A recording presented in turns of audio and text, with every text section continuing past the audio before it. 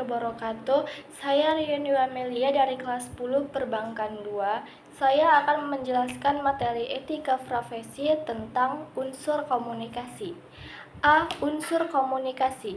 Komunikasi adalah proses penyampaian informasi, pesan, gagasan, atau pengertian dengan menggunakan lambang yang mengandung makna tertentu, baik secara verbal maupun nonverbal, dari seseorang atau kelompok orang kepada seseorang atau kelompok lainnya, dengan tujuan mencapai saling pengertian dan atau kesepakatan bersama. 1. Unsur-unsur komunikasi.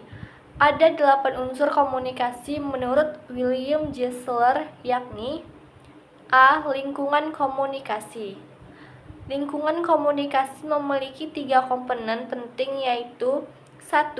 Fisik, yaitu tempat komunikasi berlangsung.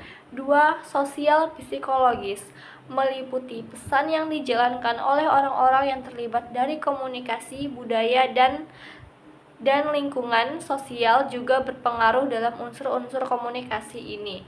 3. Waktu mencangkup waktu dalam hitungan jam, hari, atau sejarah komunikasi berlangsung. B. Encoding, decoding. C. Sumber penerima. D. Kompetensi komunikasi. E. Umpan balik. F. Gangguan. G. Saluran komunikasi. H. Pesan. 2. Tujuan komunikasi. Tujuan komunikasi menurut Onong Ukjana Effendi 2003-55 adalah sebagai berikut. A. Perubahan sikap. Sikap komunikasi dapat berubah setelah terjadi suatu proses komunikasi. B. Perubahan pendapat. Perubahan pendapat dapat terjadi dalam suatu komunikasi yang tengah dan sudah berlangsung. Hal ini bergantung pada kemampuan komunikator menyampaikan pesan atau pendapat. C. Perubahan perilaku. Komunikasi dapat juga mengubah perilaku komunikan, misalnya dari semula bersikap negatif terhadap suatu menjadi bersikap positif. Di sini, selain isi pesan, kredibilitas komunikator juga sangat menentukan perubahan tersebut. D. Perubahan sosial, yaitu perubahan yang terjadi dalam tuntunan masyarakat sebagai akibat dari proses komunikasi tertentu. Adapun tujuan komunikasi menurut Cangarao Xavier 2002 adalah sebagai berikut. A. Agar apa yang disampaikan dapat dimengerti. B. Memahami orang. C. Agar gagasan dapat diterima oleh orang lain. D. Menggerakkan orang lain untuk melakukan sesuatu.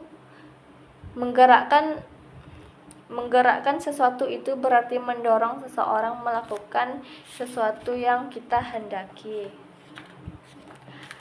3. Fungsi komunikasi. Fungsi komunikasi menurut Onong Ukjana Effendi 2003-55 adalah sebagai berikut.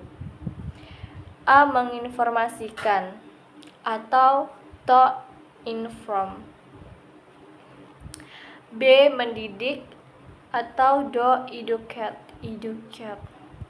C. Menghibur atau to entertain. D. Memengaruhi atau to influence. 4.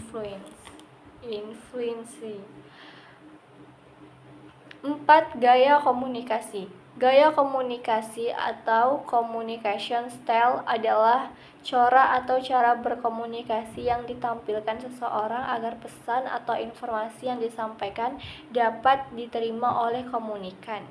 Jenis gaya komunikasi adalah sebagai berikut. A. Controlling style. B. Equalitarian style. C. Structuring style. D. Dynamic style. E. relinquishing style. F. Withdrawal style. Baiklah, itu saja penjelasan ulang dari saya. Mohon maaf jika ada kesalahan kata. Assalamualaikum warahmatullahi wabarakatuh.